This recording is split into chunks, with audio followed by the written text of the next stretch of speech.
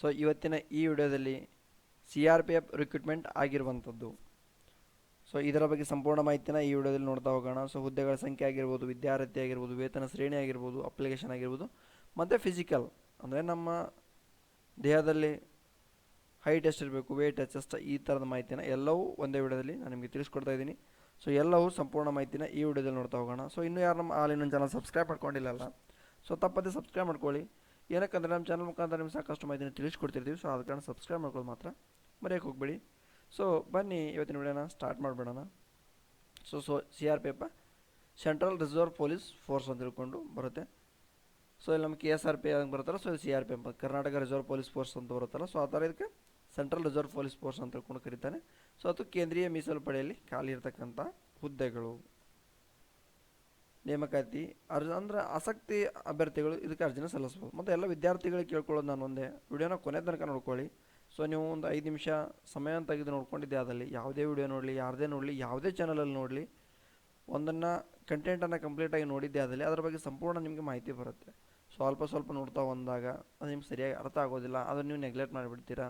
ಆದ ಕಾರಣ ಸಂಪೂರ್ಣವಾಗಿ ಸಮಯ ತೆಗೆದು ಸ್ವಲ್ಪ ವಿಡಿಯೋನ ನೋಡ್ಕೊಳ್ಳೋದು ಮಾತ್ರ ಮರೆಯೋಕ್ಕೆ ಹೋಗ್ಬೇಡಿ.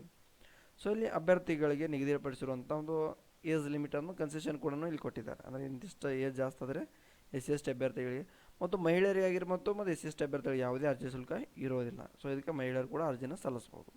ಮತ್ತು ಪುರುಷರು ಇಬ್ಬರಿಗೂ ಅರ್ಜಿ ಸಲ್ಲಿಸಲಿಕ್ಕೆ ಒಬ್ಬರು ಅರ್ಹರಾಗಿರ್ತಾರೆ. ಸೊ ಇಲ್ಲಿ ಶೈಕ್ಷಣಿಕ ಅರ್ಹತೆ ಅಂತಲೇ ನೋಡೋದಾದರೆ, ಅಂದರೆ ಏನು ಶೈಕ್ಷಣಿಕ ಅರ್ಹತೆ ಅಂದರೆ ನೀವು ಇದಕ್ಕೆ ಅಪ್ಲಿಕೇಶನ್ ಸಲ್ಲಿಸಬೇಕು ಅಂದರೆ ಅರ್ಹತೆ ಏನು ಹೊಂದಿರಬೇಕು ಅದು ಇಂಪಾರ್ಟೆಂಟ್ ಆಗುತ್ತಲ್ಲ.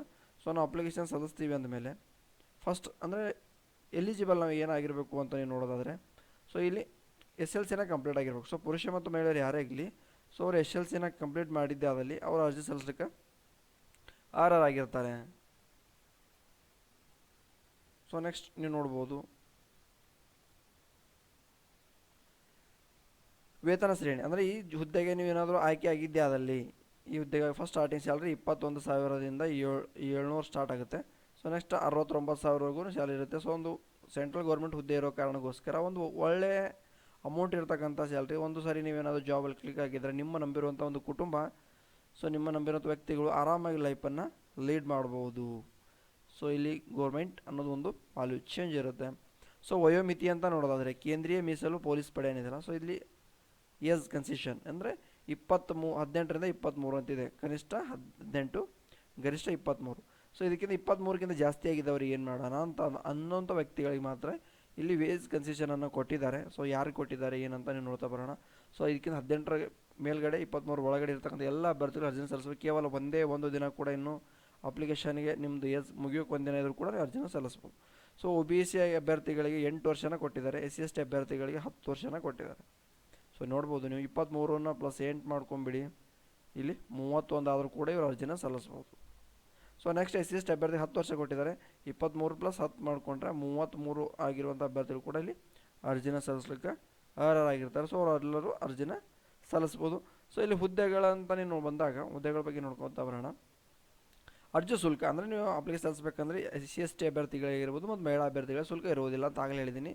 ಯಾವುದೇ DD ಇವರಿಗೆ ಇರೋದಿಲ್ಲ. ಸೊ ಇನ್ನು UR ಆಗಿರ್ಬೋದು, OBC ಅಭ್ಯರ್ಥಿಗಳಾಗಿರ್ಬೋದು ಮತ್ತು EWS ಅಭ್ಯರ್ಥಿಗಳಿಗೆ 100 ರೂಪಾಯಿ DD ಇರ್ತಕ್ಕಂಥದ್ದು. ಸೊ 100 ರೂಪಾಯಿ DD. ಸೊ ಪಾವತಿ ಮಾಡುವಂತಹ ವಿಧಾನ ಅಂದರೆ ಇವರು ಎಲ್ಲಿ ಪಾವತಿನ ಮಾಡ್ಬೋದು ಅಂದರೆ ಆನ್ಲೈನ್ ಮುಖಾಂತರನೇ ಪೇ ಮಾಡ್ಬೋದು. ಯಾವುದೇ ಪೋಸ್ಟ್ ಆಫೀಸ್, ಸೊ ಎಲ್ಲಿ ಹೋಗಿ ಪೇ ಮಾಡೋ ಅವಶ್ಯಕತೆ ಇಲ್ಲ.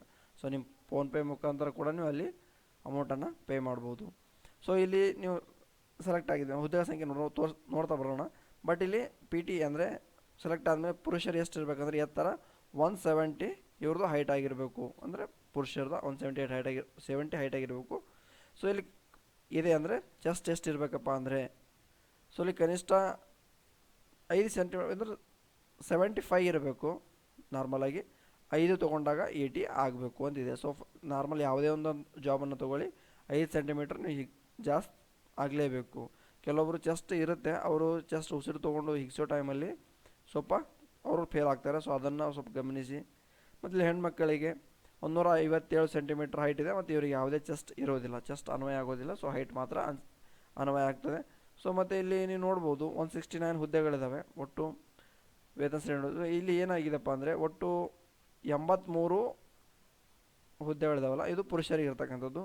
ಸೊ ಇನ್ನು 86 ಮಹಿಳೆಯರಿಗೆ ಇರ್ತಕ್ಕಂಥದ್ದು. 86 ಹುದ್ದೆಗಳು ಫಿಮೇಲ್ಗಿದೆ, ಇದು ಮೇಲ್ಗಿದೆ. ಸೊ 83 86 ಹುದ್ದೆಗಳು ಇರ್ತಕ್ಕಂಥದ್ದು.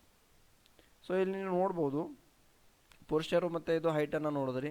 ಸೊ ನೆಕ್ಸ್ಟ್ ಇನ್ನೇನಾಗಿತ್ತಪ್ಪ ಅಂದರೆ ನಿರ್ದಿಷ್ಟ ಪ್ರದೇಶಗಳು ಇರ್ತಾರಲ್ಲ, ಸೊ ಅಲ್ಲಿ ಮರಾಠರಾಗಿರ್ಬೋದು, ಅಸ್ಸಾಂಗಳಾಗಿರ್ಬೋದು ಮತ್ತು ಗೋರ್ಖಾಗಳಾಗಿರ್ಬೋದು.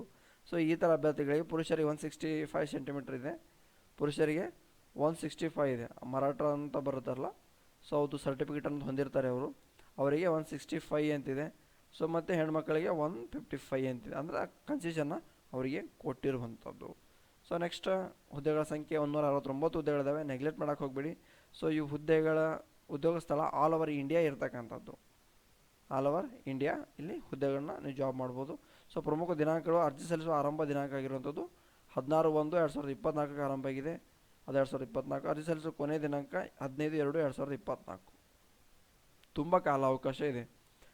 ಸೊ ಇನ್ನೂ ಒಂದು ತಿಂಗಳು ನಿಮಗೆ ಕಾಲಾವಕಾಶ ಇರ್ತಕ್ಕಂಥದ್ದು. ಸೊ ನೆಕ್ಸ್ಟ್ ಫೆಬ್ರವರಿ 15ನೇ ತಾರೀಕಿನ ತನಕ ಕೊನೆಯ ದಿನಾಂಕ ಇರ್ತಕ್ಕಂಥದ್ದು. ಸೊ ಇಲ್ಲಿ ಹುದ್ದೆಗಳ ವಿವರ ಅಂತ ನೋಡಿದ್ರೆ 169 ಏನಿದಾವಪ್ಪ ಅಂದರೆ ಇವೆಲ್ಲವೂ ಜನರಲ್ ಡ್ಯೂಟಿ, ಅದು ಕಾನ್ಸ್ಟೇಬಲ್ ಹುದ್ದೆಗಳು ಇರ್ತಕ್ಕಂಥದ್ದು CRPFನಲ್ಲಿ. ಸೊ ಇಲ್ಲಿ ಅಧಿಕೃತ ವೆಬ್ಸೈಟನ್ನು ನೋಡ್ಬೋದು ನೀವು, ನಿಮ್ಮ ಮೊಬೈಲಲ್ಲಿ ಸರ್ಚ್ ಮಾಡಿ RECT.CRPF.government.in ಅಂತ ಸರ್ಚ್ ಮಾಡಿ. ಸೊ ನಿಮ್ಮ ಮೊಬೈಲಲ್ಲಿ ಅಪ್ಲಿಕೇಶನ್ ಸಲ್ಲಿಸ್ಬೋದು. ಸೊ ನಿಮ್ಮ ಮೊಬೈಲಲ್ಲಿ ಅಪ್ಲಿಕೇಶನ್ ಸಲ್ಲಿಸೋದ್ರಿಂದ ಪ್ರಾಫಿಟ್ ಏನಿದೆ ಅಂದರೆ, ಆ ಮೊಬೈಲಲ್ಲಿ ಸಲ್ಲಿಸೋದು ನೀವು ಒಂದು ನೆಟ್ ಸೆಂಟ್ರಲ್ಲಿ ಹೋಗಿ ಅಪ್ಲಿಕೇಶನ್ ಸಲ್ಲಿಸ್ತೀನಿ ಅಂದರೆ ಅವರು 100 ರೂಪೀಸನ್ನು ಫೀಸ್ ಮಾಡ್ತಾರೆ. ಸೊ ಇನ್ನು ನಿಮ್ಮ ಮೊಬೈಲಲ್ಲಿ ಸಲ್ಲಿಸೋದ್ರಿಂದ ಇದು ಅಪ್ಲಿಕೇಶನ್ ಸಲ್ಲಿಸೋದು ಫ್ರೀ ಆಗುತ್ತೆ. ಇದೇ 100 ಅಮೌಂಟ ಅವ್ರಿಗೆ ಕೊಡೋದೆ ನೀವು DDನ ಕಟ್ಬೋದು. ಸೊ ಜಸ್ಟ್ 100 ಅದರಲ್ಲೇ ನೀವು ST ಅಭ್ಯರ್ಥಿ ಹೊರತುಪಡಿಸಿ ಉಳಿದಂಥ ಸಾಮಾನ್ಯ ಅಭ್ಯರ್ಥಿಗಳಿಗೆ ಅದು 100ಅನ್ನು ನೀವು DD ಕಟ್ಲಿಕ್ಕೆ ಉಪಯುಕ್ತ ಆಗ್ತದೆ. ನೀವು ಏನಾದರೂ ಮೊಬೈಲ್ ಅಲ್ಲಿದ್ದು ನೆಟ್ ಸೆಂಟ್ರಲ್ಲಿ ಹಾಕಿದ್ರೆ 200 ರೂಪೀಸ್ DDನ ಕಟ್ಟಬೇಕಾಗ್ತದೆ. ಸೊ ಎಲ್ಲ ವಿದ್ಯಾರ್ಥಿಗಳಿಗೂ ಆಲ್ ದ ಬೆಸ್ಟ್, ಒಳ್ಳೆಯದಾಗಲಿ. Thanks for watching. ಕೊನೆಯವರೆಗೂ ವಿಡಿಯೋ ನೋಡಿದ್ದಕ್ಕಾಗಿ ತುಂಬ ಹೃದಯದ ಧನ್ಯವಾದಗಳು.